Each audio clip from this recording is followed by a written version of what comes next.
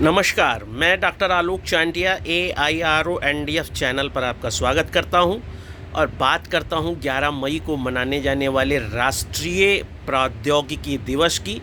जी हां, national technology day की, क्योंकि आज ही वह दिन है जब 1998 में यानी 1998 में तत्कालीन भारत सरकार द्वारा पोखरण में फिर से परमाणु विस्फोट करके दुनिया को परमाणु ऊर्जा का दूसरे तरह से प्रयोग करने का संदेश दिया गया था। और यही कारण है कि उस दिन को राष्ट्रीय प्रौद्योगिकी दिवस के रूप में घोषित किया गया था। लेकिन आज मैं आपसे उसी प्रौद्योगिकी यानी टेक्नोलॉजी के इतने क्लिष्ट और जटिल स्वरूप के बजाय उन जनजातियों के जीवन में टेक्नोलॉजी से कैसे जीवन का एक आधार चलता है, गति चलती है, उस पर बात करने जा रहा हूं। और तब आपको लगेगा कि यह राष्ट्रीय टेक्नोलॉजी दिवस आज से नहीं, ना जाने कितने समय से मनाया जाता रहा है। आप जानते हैं कि भारत में जितने भी राज्य हैं उसमें कहीं ना कहीं जनजातियों का भी योगदान है। 2011 की जनगणना के अनुसार भारत में करीब 10 करोड़ 40 लाख जनजातीय जनसंख्या है, जो 8.6% कुल आबादी का प्रतिनिधित्व करती हैं। और अगर 2011 की जनगणना को देखें तो करीब 711 जनजातीय समूह पूरे भारत में रहते हैं। उसी ग्रुप में एक जनजातीय समूह है भोटिया। जी हाँ, उत्तर प्रदेश से 2000 में अलग हुए उत्तराखंड में यह भोटिया जनजाति पाई जाती है। और यही वह भोटिया जनजाति है जो कभी खासतौर से 1962 और उसके आसपास के क्रम में चीन के सीमावर्ती गांवों में व्यापार किया करते थे। अगर आप कभी उत्तराखंड जाएं और बद्रीनाथ जाएं तो बद्रीनाथ पर आपको एक गांव मिलेगा, माणा विलेज, माना उसको भी कहते हैं। इसी को पार करके भोटिया जनजाति के लोग व्यापार करने जाते थे। चूँकि दुर्गम पहाड़ियाँ हैं, मौसम में परिवर्तन होता रहता है, इसलिए जब यह चीन के गांवों में व्यापार करने के लिए जाते थे या चीन के गांव वाले इधर के तरफ व्यापार करने आते थे, तो दोबारा जब व्यापार करने जाते थे तो सबसे बड़ी समस्या यह होती थी कि उनके घर परिवार का व्यापार चीन के किस घर परिवार से होता है या चीन के घर परिवार का व्यापार भारत के किस घर व्यापार से होता है। और इसको जानना बड़ा कठिन होता था, क्योंकि हो सकता है कि दूसरी बार जब कोई चीन गया हो या भारत आया हो तो वह व्यक्ति ना गया हो जो पहले गया था। ऐसी स्थिति में परिवार के लोगों ने या भोटिया जनजाति ने एक युक्ति निकाली थी। वह पत्थर एक लेते थे और उसे बीच से तोड़ देते थे। यहीं टेक्नोलॉजी आ गई। अब एक ही पत्थर को 2 भागों में आप अगर तोड़ दीजिए तो जब आप उसे मिलाएंगे तो वह फिर से पूरा एक हो जाएगा। ऐसे में भोटिया जनजाति जब चीनी परिवारों में जाती थी तो जब व्यापार उनसे कर लेती थी, उनको ऊन देते थे, सोना देते थे, तेल देते थे, नमक देते थे, इन सब का व्यापार होता था, तो वह पत्थर का टुकड़ा भी दे आते थे।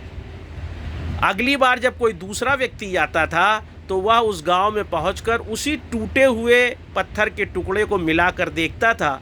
जिस भी परिवार में वह टुकड़ा का दूसरा अंश मिल जाता था, जाने वाला व्यक्ति यह समझ जाता था कि इसी घर से मेरा व्यापार चलता था और व्यापार में आसानी होती थी। यह एक टेक्नोलॉजी का ही आधार था जिसमें जनजातियों ने अपने व्यापार को एक महत्वपूर्ण स्थान दिया था।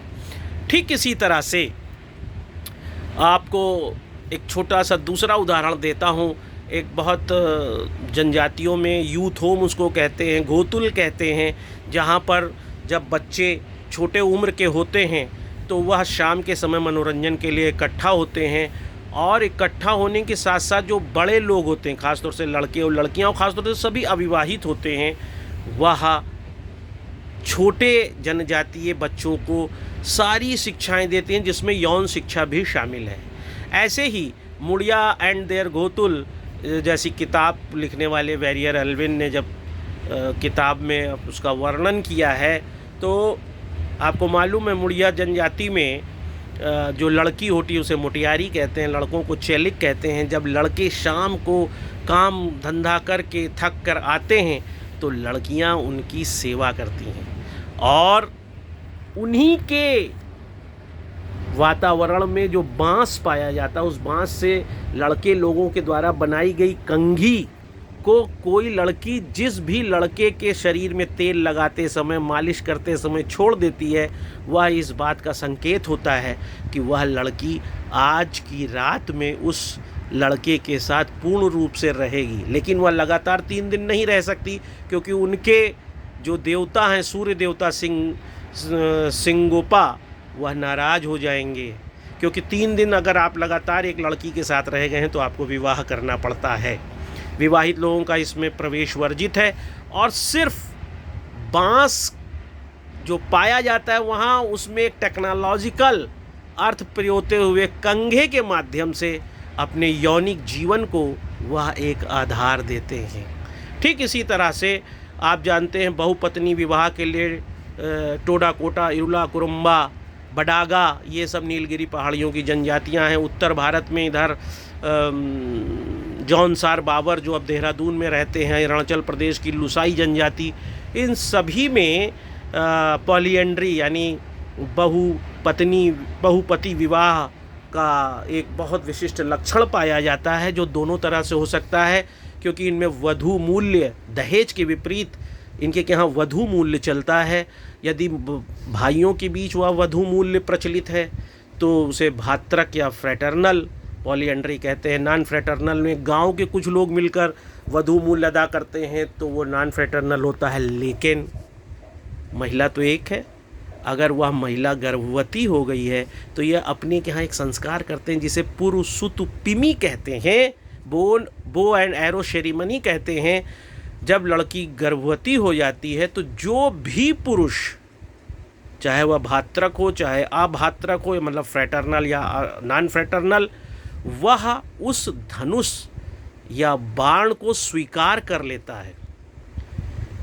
लड़की के पेट में जो गर्भ है वह बच्चे का पिता वही मान लिया जाता है, और जब तक कोई दूसरा व्यक्ति फिर पुरुषुतुपिमी संस्कार में फिर से धनुष बाण को स्वीकार नहीं करता, तब तक उस औरत से जितने भी बच्चे पैदा होंगे वह उसी के माने जाते हैं जो पहली बार धनुष बाण को स्वीकार करता है।